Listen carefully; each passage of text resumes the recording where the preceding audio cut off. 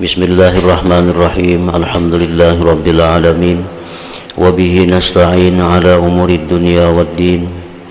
Wassalatu wassalamu ala asyrafil anbiya wal mursalin sayyidina Muhammadin wa ala alihi wa sahbihi ajma'in. Qala al-musannif al-imam Abu Hamid al-Ghazali rahimahullah wa nafa'ana bi ulumihi.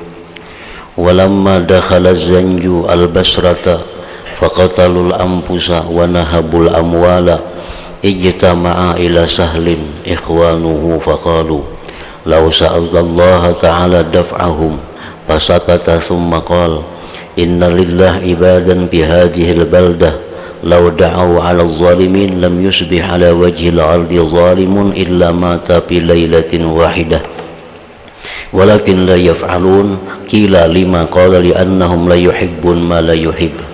Summa zakara min ijabatillah asya la yustata'u dhikruha hatta qala walau sa'aluhu an la yuqimas sa'ah lam yuqimha wa hadhihi umurun mumkinatun bi anfusiha faman lam yahazza bi syai'in minha fala yanbaghi ay yakhluwa an at-tasdiq wal iman bi imkaniha fa innal qudrata wasi'atun wal fadla hamimun wa ajaibal mulki wal malakuti katsirah wa maqduratillahi ta'ala la nihayata laha wa fadlahu ala ibadihi alladhina istafa la ghayata lah ila akhirih.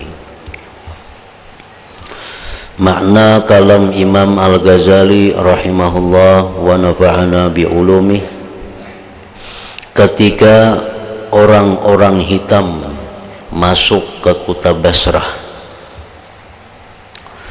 maka mereka itu orang-orang hitam tadi membunuh banyak jiwa dan merampok harta benda.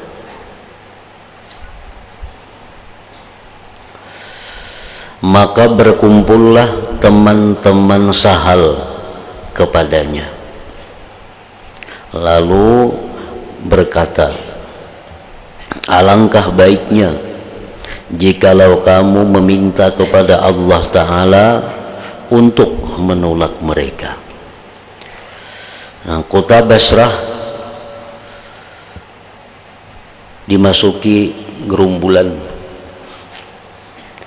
yang mana gerombolan itu membunuh banyak orang di Basrah itu, merampok harta-harta mereka, memperkosa perempuan-perempuan mereka. Sedangkan di waktu itu ada seorang waliullah yang bernama Sahal bin Abdullah At-Tustari, yang mana Imam Sahal ini dikenal orang sebagai wali dan mujabud dakwah, doanya selalu dikabulkan Allah. Lalu orang-orang datang kepada Sahal bin Abdullah, wahai Sahal, andai kata engkau berdoa kepada Allah supaya orang-orang zalim, gerombolan-gerombolan itu meninggalkan Basrah ini, karena sudah banyak orang-orang kita yang mati, harta dirampas, perempuan diperkosa dan lain-lainnya. Jadi alangkah baiknya engkau wahai Sahal berdoa kepada Allah supaya mereka meninggalkan kota Basrah ini.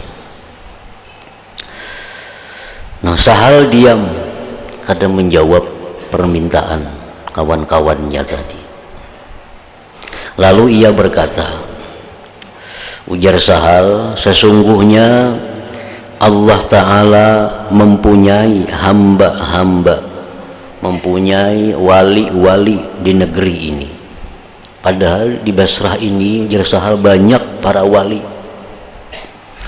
Jikalau mereka itu berdoa atas kebinasaan orang-orang yang zalim, jika mereka orang wali-wali yang di Basrah itu mau berdoa lawan Tuhan agar orang-orang gerombolan itu dibinasakan oleh Allah, niscaya tidak ada di atas bumi seorang zalim pun kecuali mati dalam satu malam. Padahal di Basrah itu banyak para wali. Andai kata mereka itu mau berdoa agar orang zalim itu dimusnahkan, niscaya pada malam itu seluruh orang zalim di muka bumi ini habis binasa. Akan tetapi mereka tidak mau melakukannya. Tetapi wali-wali itu kadang mau berdoa kepada Allah agar perampok-perampok itu dijauhkan, agar gerombolan-gerombolan itu meninggalkan Basrah. Mereka kadang mau berdoa. Jakanya inya hakun berdoa ujar sahal kadang alih. Akan tetapi mereka tidak mau melakukannya. Seseorang bertanya kepadanya sahal, mengapa? Kenapa kada hakun berdoa? Orang kita banyak nang mati, harta dirampas, wanita-wanita dibunuh, diperkosa. Ya berdoa apa ngelawan Tuhan supaya bulikan perampok itu. Sahal menjawab, karena mereka tidak menyukai apa yang tidak disukai olehnya Allah Subhanahu wa ta'ala. Artinya para wali itu mereka berdoa kepada Allah kalau sudah ada isyarat dari Allah untuk berdoa. Nah, si wali-wali itu mereka akan berdoa kepada Allah kalau ada isyarat, ada petunjuk dari Allah untuk berdoa. Selama tidak ada isyarat dari Allah untuk berdoa, mereka tidak akan berdoa. Dan mereka pasti akan mengetahui apa hikmah yang terjadi di belakang kejadian-kejadian itu.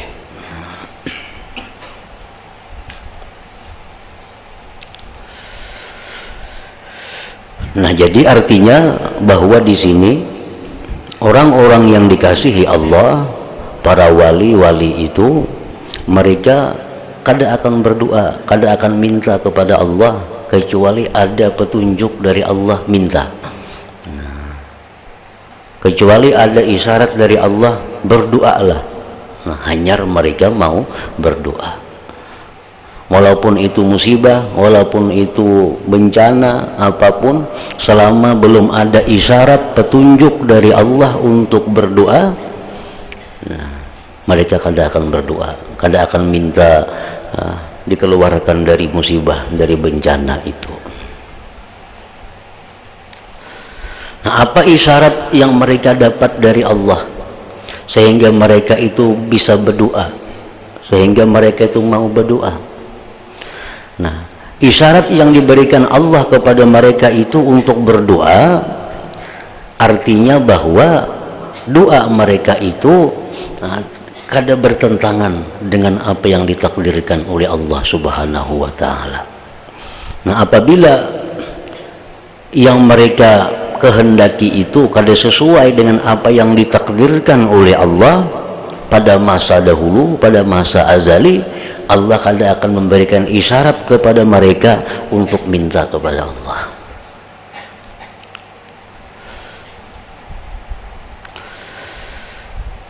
Nah, itu berlaku bukan hanya para wali, para kekasih Allah, dan itu pun diakui pula oleh nabi-nabi dahulu. Nabi Ibrahim alaihissalam contohnya, dalam doa Nabi Ibrahim, Rabbi ja'alni muqimas shalah wa min zurriyyati. Itu doa Nabi Ibrahim. Rabbi ja'alni muqimas shalah wa min zurriyyati.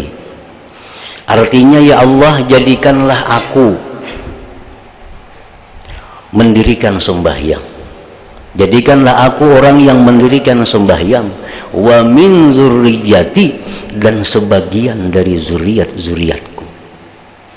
Nah, kenapa Nabi Ibrahim kadang minta kepada Allah agar seluruh zuriatnya itu mendirikan salat?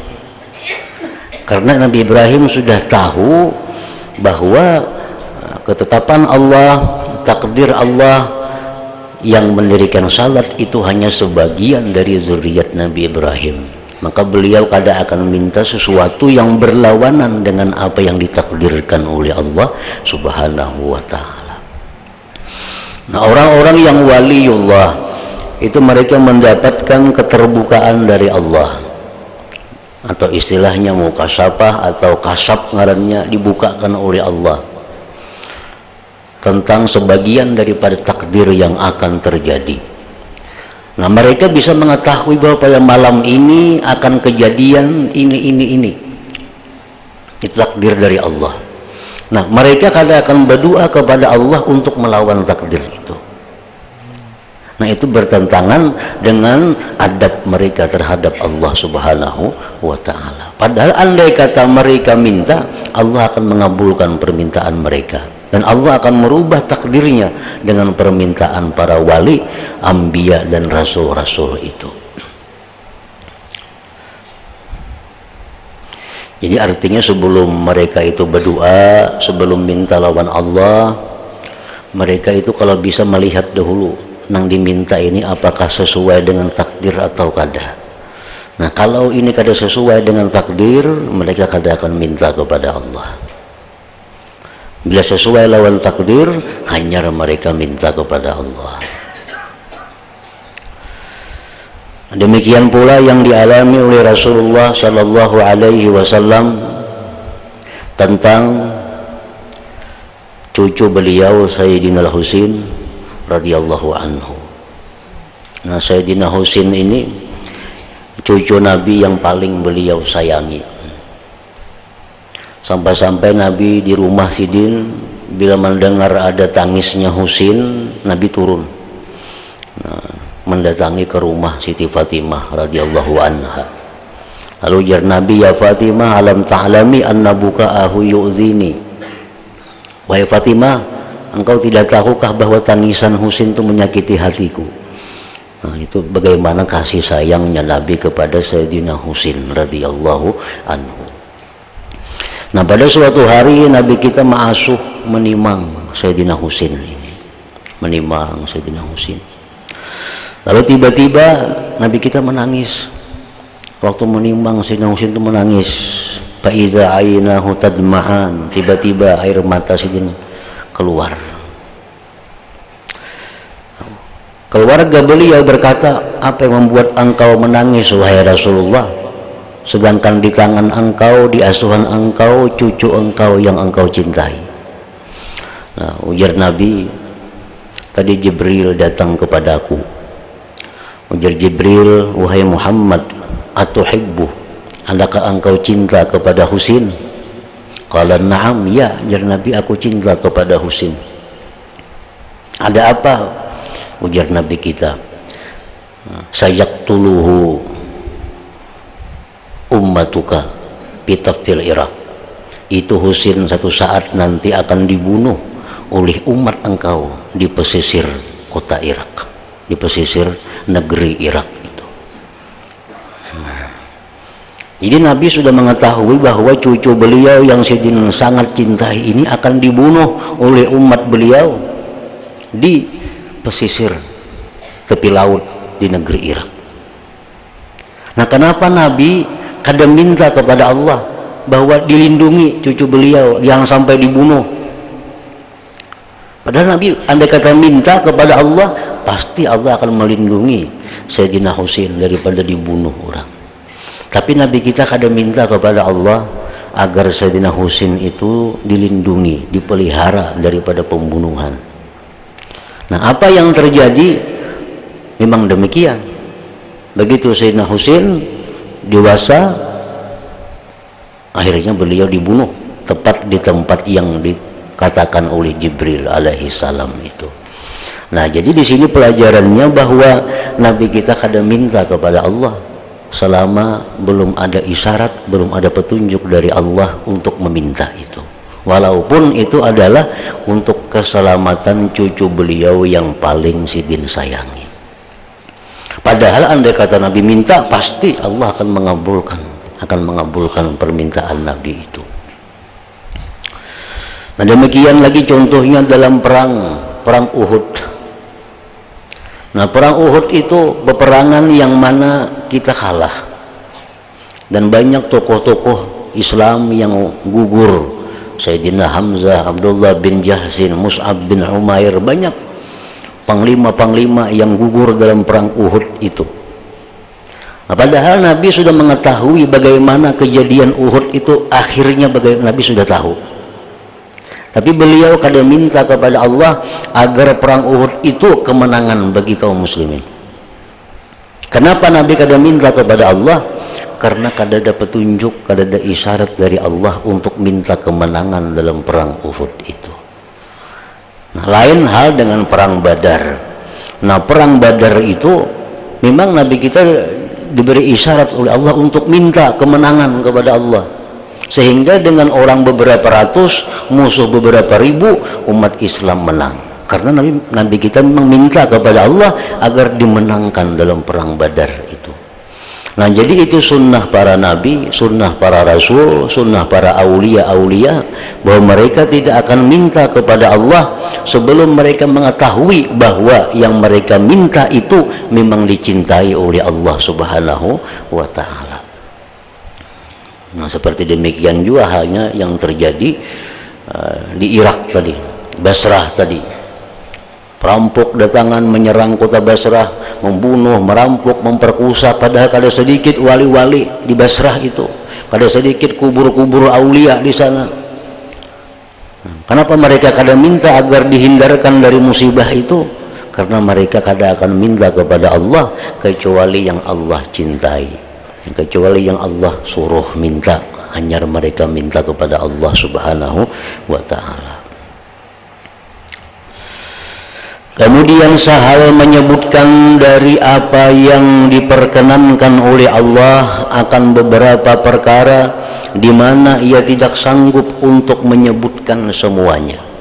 Padahal doa-doa para wali itu banyak yang dikabulkan oleh Allah. Contoh-contohnya disebutkan oleh Sahal. Ada orang wali minta supaya matahari ditahan, jangan tinggalan dulu, ada yang ditunggu lagi, matahari berhenti dari perputarannya. Ada yang minta si fulan yang mestinya mati hari ini ditunda umurnya sampai 20-30 tahun, bisa terjadi. Sebenarnya kalau para wali itu minta, doa mereka dikabulkan oleh Allah. Tapi karena adab mereka kepada Allah, mereka kada akan minta kecuali memang dari Allah, bukan dari nafsu atau diri mereka.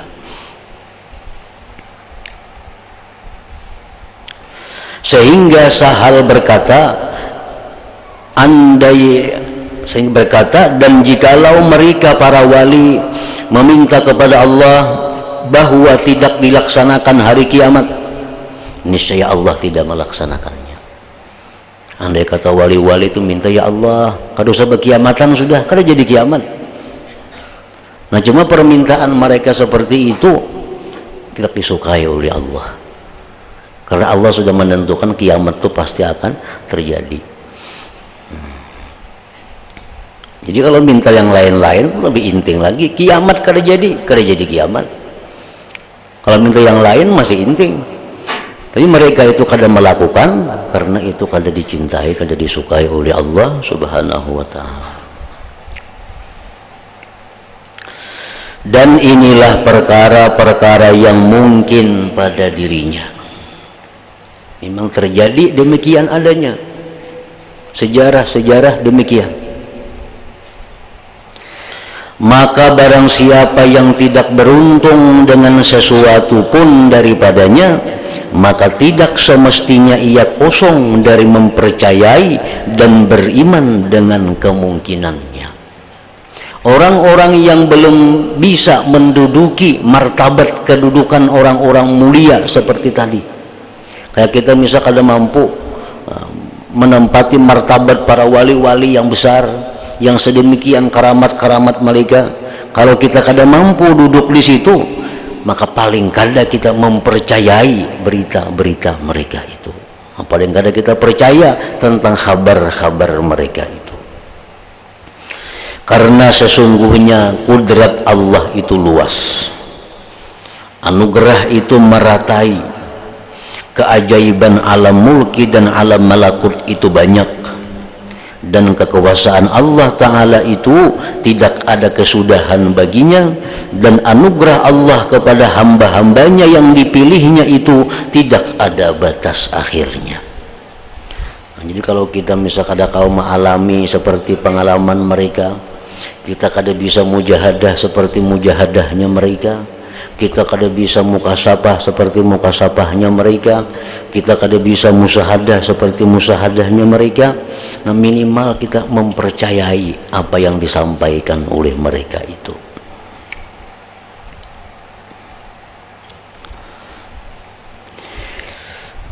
Oleh karena itulah Abu Yazid berkata, jikalau Allah memberikan kepadamu munajatnya Musa, rohnya Isa, dan kekhalilan Ibrahim, maka carilah apa yang dibalik itu. Sesungguhnya di sisinya Allah kekuasaan yang melebihi itu berlipat ganda. Artinya andai kata kita sudah diberi Allah kedudukan martabat seperti martabatnya Nabi Isa, seperti martabatnya Nabi Ibrahim, martabat yang lain-lainnya diberi Allah, tetap kita disuruh minta kepada Allah agar ditinggikan lagi martabat itu, karena martabat itu kada ada kesudahannya di sisi Allah Subhanahu wa ta'ala. Jangan merasa puas dengan apa yang diberikan Allah kepada kita, baik itu ibadah zahir atau ibadah batin. Jangan merasa puas, karena yang lebih luas daripada itu masih tersedia di sisi Allah Subhanahu wa ta'ala.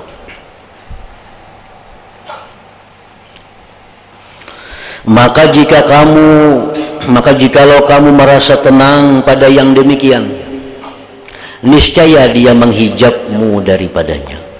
Bila Allah memberikan kepada kita satu nikmat, satu martabat, lalu kita berhenti sampai di situ, senang dengan yang demikian itu, maka itu mendinding kamu dari Allah Subhanahu wa ta'ala. Dan ini bencana seperti mereka dan orang yang dalam keadaan seperti keadaan mereka, karena mereka itu teladan dan teladan.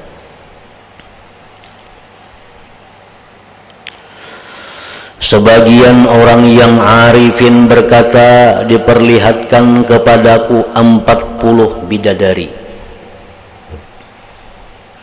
Nah, ini kisah mereka yang sudah dapat mukasabah, terbuka hijab dari Allah, sehingga dia bisa melihat alam malakut.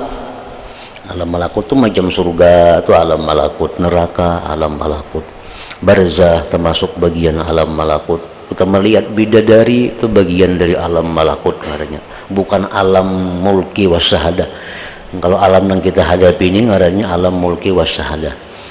Nah, orang melihat bidadari itu berarti dia sudah bisa melihat alam malakut. Nah, orang yang arif ini berkata, aku melihat 40 bidadari. Saya melihat mereka itu berlinggang-lingguk di atas udara. Mereka memakai pakaian dari emas, perak, dan mutiara. Bunyinya gemerincing dan berlinggang jalannya. Maka saya memandangnya kepada mereka satu kali pandangan. Maka saya disiksa, dihukum selama 40 hari karenanya. Nah, ini godaan, cobaan orang yang merasa puas, orang yang merasa nikmat, orang yang merasa lezat dengan sesuatu yang diberikan Allah kepadanya tanpa menghendaki ketinggian derajat yang lebih tinggi. Nah, orang ini sudah ahli ibadat, diberi Allah cobaan berupa dilihatkan alam malakut. Dia bisa melihat surga, bisa melihat bidadari, bisa mengetahui isi hati orang, bisa tahu perkara-perkara gaib. Lalu dia senang dengan demikian dan berhenti meneruskan perjalanannya kepada Allah, maka orang ini akan terdinding dari Allah hanya sampai di situ berhentinya. Nah, seperti orang yang tadi menyebutkan bahwa dia dinampakkan bidadari 40 orang, lalu dia memperhatikan bidadari tadi, akhirnya dia dihukum selama 40 hari berupa hilangnya kelezatan manisnya ibadah kepada Allah Subhanahu wa ta'ala.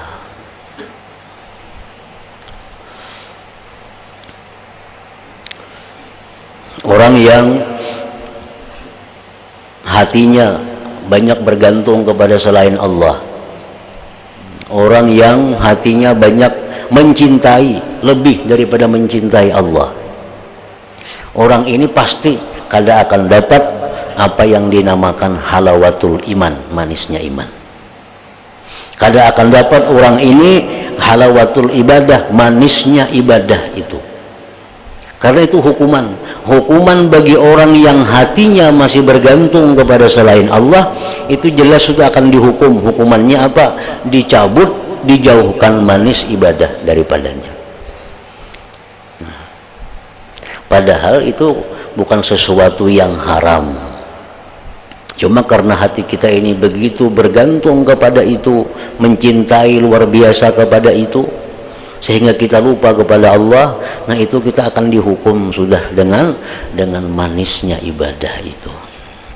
Orang yang berbuat dosa, berbuat maksiat kepada Allah, itu sudah kita ketahui orang ini akan dihukum oleh Allah. Hukumannya apa? Bisa kada diberi Allah taufik untuk beribadah. Itu secara nampak zahir orang suka melakukan haram, berkata yang haram, melihat yang haram. Ini orang kada akan bisa untuk melakukan ibadah-ibadah yang afdal, ibadah-ibadah yang mulia. Karena itu perkara-perkara nang haram. Kalau orang yang suka memperbuat nang makruh-makruh, walaupun inyak bisa beribadah, tapi inyak kada akan diberi kehusuan dalam ibadah itu, karena masih suka berbuat yang makruh. Nah, jadi kalau orang suka berbuat yang haram, beribadah pun berat. Apalagi khusyuk, apalagi manis. Nah, kalau orang suka berbuat makruh, beribadah bisa mudah, tapi kada diberi kekhusyuan ibadah itu. Nah, orang yang berbuat yang haram sudah dijauhkannya, yang makruh dijauhkannya, tinggal lagi orang ini suka berbuat yang sia-sia, yang lalai kepada Allah. Nah, dia bisa melakukan ibadah, bisa khusyuk, tapi kada dapat manisnya ibadah itu.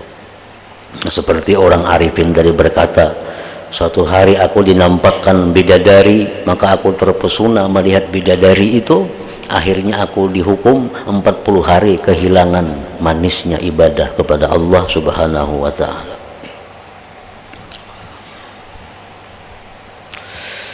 Kemudian saya dibukakan lagi sesudah itu 80 bidadari yang melebihi kecantikan dan keindahan dari yang sebelumnya. Ini sudah tubat nih, sudah menyesal. Semalam ditampaikan bidadari, huhulingang melihat bidadari, takjub. Hanya 40 yang diperlihatkan, lalu hilang manis ibadah. Sekarang sudah tubat dari yang demikian. Dicoba lagi oleh Allah, dinampakkan 80 bidadari, 2 kali lipat. Dan kecantikannya, keindahannya lebih dari yang sebelumnya. Lalu dikatakan kepadaku, lihatlah mereka itu bidadari, bunga seperti yang semalam orangnya. Orang yang arifin itu terus berkata, maka sujudlah saya, dan saya pejamkan mataku di dalam sujudku supaya saya tidak melihat kepada mereka, dan saya berdoa, saya berlindung kepadamu dari sesuatu selain engkau. Tidak ada hajat bagiku dengan ini. Maka senantiasa saya berdoa sehingga Allah menyingkirkan mereka daripadaku.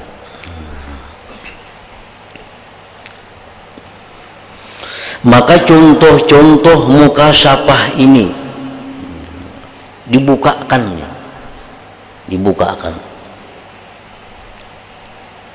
Semestinya tidak semestinya diingkari oleh orang mukmin.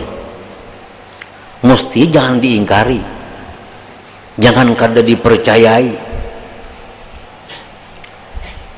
karena bangkrutnya untuk mendapatkan yang seperti itu. Arti bangkrutnya itu karena dia tidak mendapatkan seperti itu. Karena dia kadang mendapatkan seperti itu, hendaknya dia jangan mengingkari kepada orang yang mendapatkan itu. Misal sama-sama beribadah nih, sama-sama beribadah, sama-sama berzikir. Lalu jarang kawan, aku tadi ada melihat orang berjubah masuk ke sini, buas orangnya. Maka ada, aku udah melihat. Nah, ya jangan mengingkari itu, karena seorang mungkin kada melihat, kawan bisa melihat. Nah, tidak sepantasnya orang mukmin itu mengingkari apa-apa yang terjadi bagi seorang mukmin lainnya daripada hal yang disebut dengan keterbukaan perkara-perkara yang gaib tadi. Maka jikalau setiap orang tidak beriman melainkan dengan sesuatu yang ia menyaksikannya dari dirinya yang zalim dan dari hatinya yang keras, niscaya sempitlah jalan iman atasnya. Amun inya mengukur kepercayaan itu dengan ukuran dirinya, inya mengukur lawan ukuran dirinya seorang, nah, sempitlah bagi orang itu jalannya iman. Ini ukurannya asalnya orang tuh kayak inya semuaan. Nah, ada orang melihat bahwa percaya, buktinya aku juga kada melihat. Seorang jadi ukurannya. Nah, padahal seorang ini orangnya zalim, hatinya keras, tentu kada sama dengan kawan yang diberi Allah anugerah berupa mukasafah, keterbukaan tadi. Bahkan ini adalah keadaan-keadaan yang timbul setelah melampaui rintangan-rintangan dan telah memperoleh makam-makam yang baik. Orang yang diberi Allah mukasyafah itu orang yang sudah berhasil melalui rintangan-rintangan dalam perjalanannya untuk ma'rifat kepada Allah itu.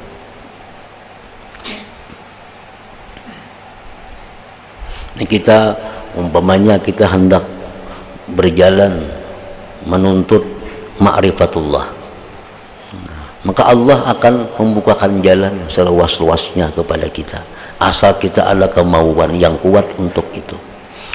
Nah, dalam perjalanan ini pasti akan dilalui cobaan-cobaan, halangan-halangan untuk sampai ke tempat yang kita maksud itu.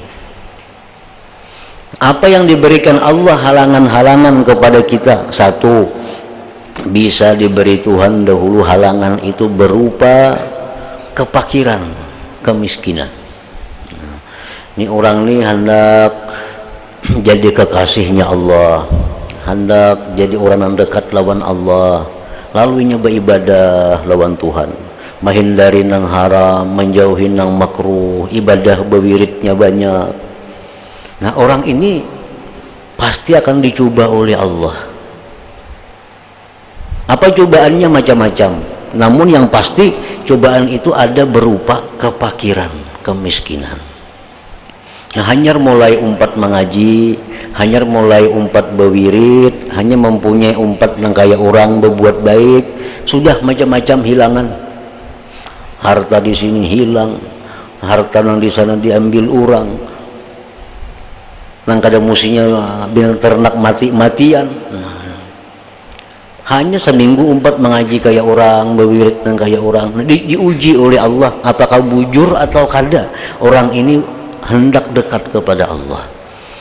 Nah, diuji oleh Tuhan. Nah, bila itu lulus, artinya kepakiran yang dia hadapi itu kada merubah sikapnya, tetap inya menuntut ilmu, tetap inya berwirid yang banyak, tetap inya menjauhi yang haram, walaupun kepakiran miskin hidupnya. Nah, lulus, Allah akan mengujinya lagi dengan ujian kekayaan. Kekayaan diberi Allah dia rezeki yang berlimpah ruah, yang kada terkira-kira datangnya dari mana. Nah, bila di sini dia terhenti dengan kekayaan itu, maka berhentilah jalannya menuju kepada makrifat Allah tadi. Nah, karena kesibukan banyak berisi harta, akhirnya yang ini kada tak malakan lagi, yang ini kada tak urus lagi, yang ini kada tak kaji lagi, kada sudah kebanyakan berisi harta. Nah, di sini pun banyak orang-orang yang salikin gugur dalam cobaan seperti ini.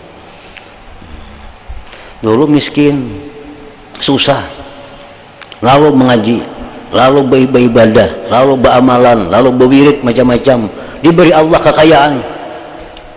Nah, lalu akhirnya mengaji kada kaubaran lagi, berwirid kada kaubaran lagi, sembahyang berjamaah kada sempatan lagi karena kebanyakan yang diurusi.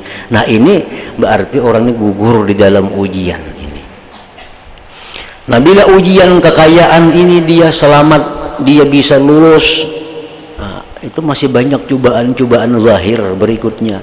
Cobaan zahir seperti apa lagi? Seperti celaan, nah, hinaan, fitnahan, caci maki kepadanya, ulak-ulak memusuhi, tetangga-tetangga memusuhi, padahalnya macam-macam.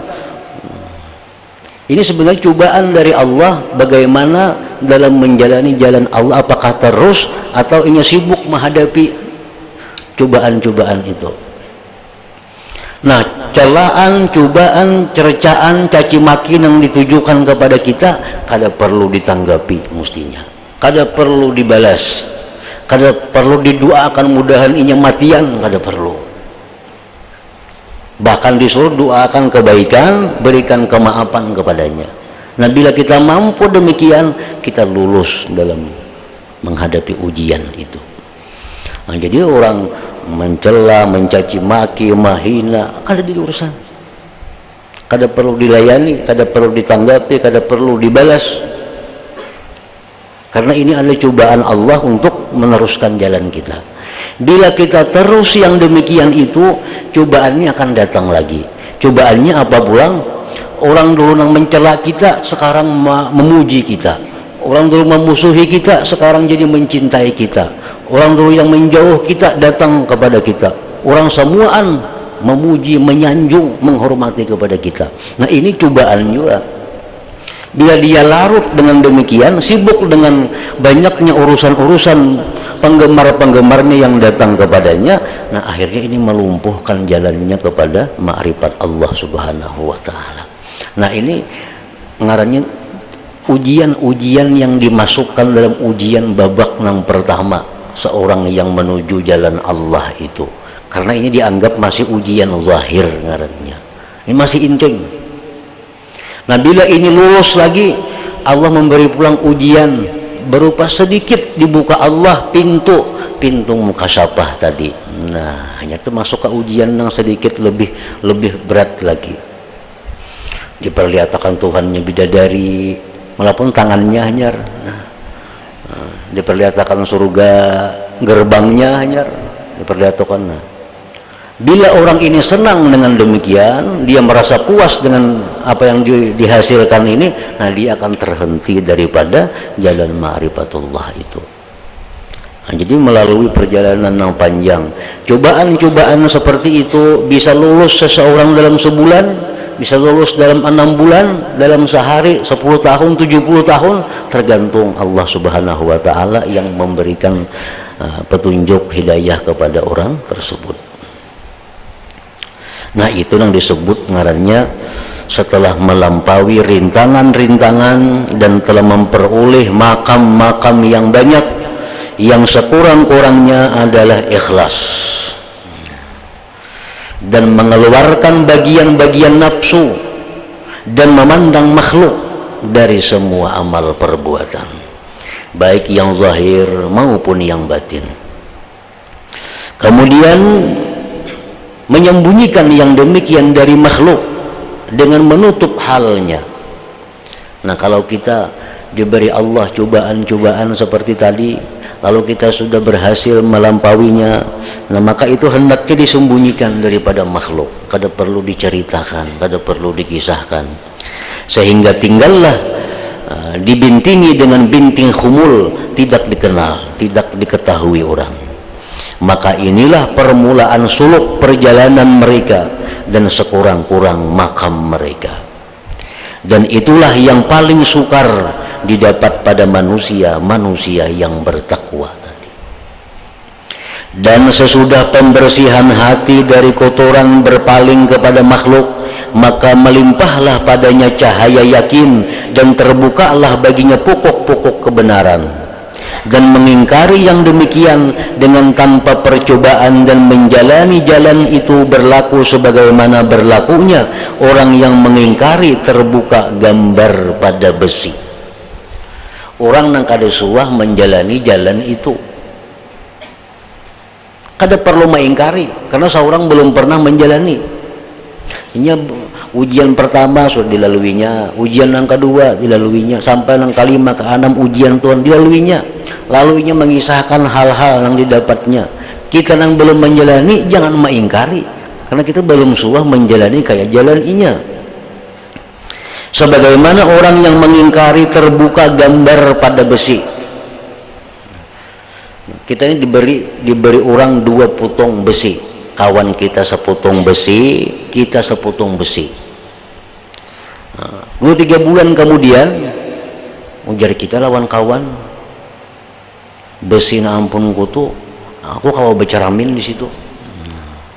Ujar kawan kita nih, besi na ampun ku semalam tuh, kau beceramin di situ kelihatan. Nah, ujar saya, kau mau wasi itu kau beceramin kadep, nah kalau kelihatan. Nah, sekalinya ampun kawan ini begitu diberinya besi, nah dibersihinya besinya itu, dihimpalasnya, dilicini sampai mengkilap sehingga kawa bercermin di besi itu. Nah, saya kuni diberi besi, andak di bawah tanah, di mana ke dia andak kalau tahu lagi, betager wasinya, jangan kamu berceramin. Nah, jadi amun belum maasah, belum mehimpalas, jangan mengingkari ampun orang yang sudah berhimpalas itu artinya. Maka pandangan orang yang mengingkari kepada apa yang berada di tangannya dari sepotong besi yang gelap yang telah dipenuhi oleh karat dan kotoran, dan ia tidak menceritakan, kadang menggambarkan bentuk dari bentuk-bentuk rupa-rupa, maka ia mengingkari kemungkinan terbuka pada apa yang dilihatnya ketika terang jenis bentuknya, dan mengingkari yang demikian itu adalah sangat bodoh dan sangat sesatnya. Nah, jadi artinya bahwa kesimpulannya apa yang disampaikan oleh Imam Ghazali ini, apabila kita belum menjalani jalannya para waliullah, maka jangan kita mengingkari apa-apa yang mereka ceritakan itu. Nah, kalau kita belum menjalani jalan kekasih Allah, jangan kita mengingkari apa-apa yang dihabarkan oleh kekasih Allah itu, karena mereka sudah melalui ujian-ujian, melalui tingkatan-tingkatan, sehingga mereka diberi Allah keterbukaan yang tidak diberikan kepada kita. Ada orang yang waliullah berkisah, antara maghrib isya aku sempat lagi 3 hatam Quran, antara maghrib isya aku jadinya 3 hatam Quran. Bahkan mungkin jenis saya kong berapa waktunya, setengah jam paling antara maghrib isya, kalau 3 hatam kada masuk akal. Nah, seorang bujur kada masuk akal karena seorang wasinya kada berhimpalas tadi. Nah, wasinya ini betagar. Nah, ampun kawan kita ini bujur, inya melalui latihan-latihan diberi Allah karamat berupa tayyuz zaman. Tungarannya karamat tayyuz zaman. Tayyuz zaman ini sesuatu yang banyak bisa dilakukan dalam waktu singkat. Nah, itu karamat yang diberikan Allah kepada para wali. Nah, itu bisa terjadi kepada dirinya. Jadi kalau kita kadang mendapatkan yang seperti ini dapatkan, minimal kita percaya dengan apa yang ia dapatkan itu.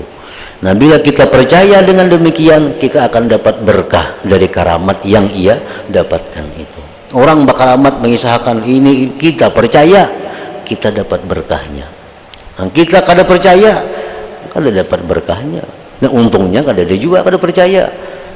Nah, jadi ini yang dimaksud oleh Imam Ghazali, bahwa kita kalau kada dapat apa yang mereka dapatkan, paling kada kita mempercayai dengan apa yang mereka sampaikan dari pengalaman-pengalaman yang mereka dapat dari Allah Subhanahu wa ta'ala. Nah, maka inilah hukum setiap orang yang mengingkari karamat para wali.